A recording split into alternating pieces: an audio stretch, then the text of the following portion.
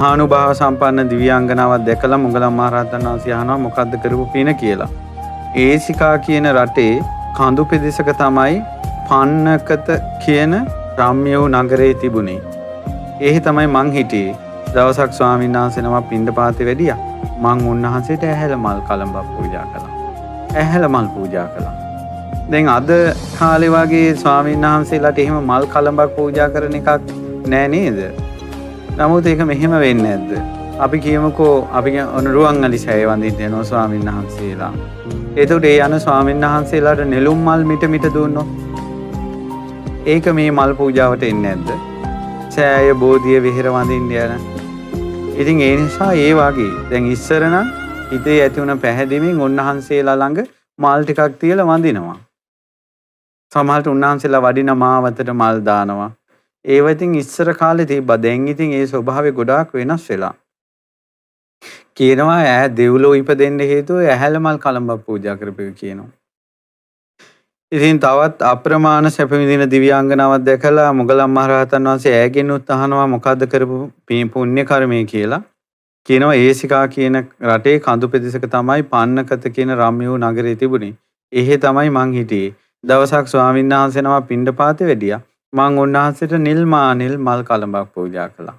බලන්න අපි අහලා තියෙනවා අඟුලිමාල මහරහතන් වහන්සේට නිල් මානෙල් පූජා කළා. දිව්‍ය ලෝකේ ගිය දෙවිවරු ගැන අපි අහලා තියෙනවා. ඒ වගේ අර මල් පූජාවේ ආනිසංස. ඊට පස්සේ ඈගේ විමානෙත් නිල් මල් වලින් පිරීලා තියෙන්නේ. ඊට පස්සේ තවත් දිව්‍යාංගනාවක් ඉන්නවා. ඒ දිව්‍යාංගනාවකින් අහනකොට කියනවා ඒසිකා කියන රටේ කඳු පෙදෙසක තමයි පන්නකත කියන රම්‍ය වූ නගරේ තිබුණේ. එහෙ තමයි මං හිටියේ. දවසක් ස්වාමීන් වහන්සේ නමක් පිණ්ඩපාතේ වැඩියා. මං උන්වහන්සේට නෙළුම් මල් කලඹක් පූජා කළා. ඒ නෙළුම් මල් වල සුදු මල් තියෙනවා. කොළ පැහැති පාත්‍ර තියෙනවා. ඒ විලේ තමයි ඒ නෙළුම් මල් හැදිච්ච කියන්නේ විලෙන්ම කඩලා තමයි පූජා කරලා තියෙන්නේ. ඉතින් ඒ පිනෙන් තමයි කියනවා මට මෙච්චර ලස්සනක් හම්බ වුණේ. ඊට පස්සේ තව දිව්‍යාංගනාවකින් අහනවා මොගලන් මහරහතන් වහන්සේ. එතකොට මොගලන් මහරහතන් වහන්සේට ඒ දෙවඟන කියා හිටිනවා මං සුමනා ඒසිකා කියන රටේ කඳු පෙදෙසක තමයි පන්නකත කියන රම්‍ය වූ නගරේ තිබුණේ. එහෙ තමයි මං හිටියේ. දවසක් ස්වාමීන් වහන්සේ නමක් පිණ්ඩපාතේ වැඩියා. මං උන්වහන්සේට ඇද්දල පැටින් යුතු දෑ සමම් මල් කැකුළු පූජා කළා.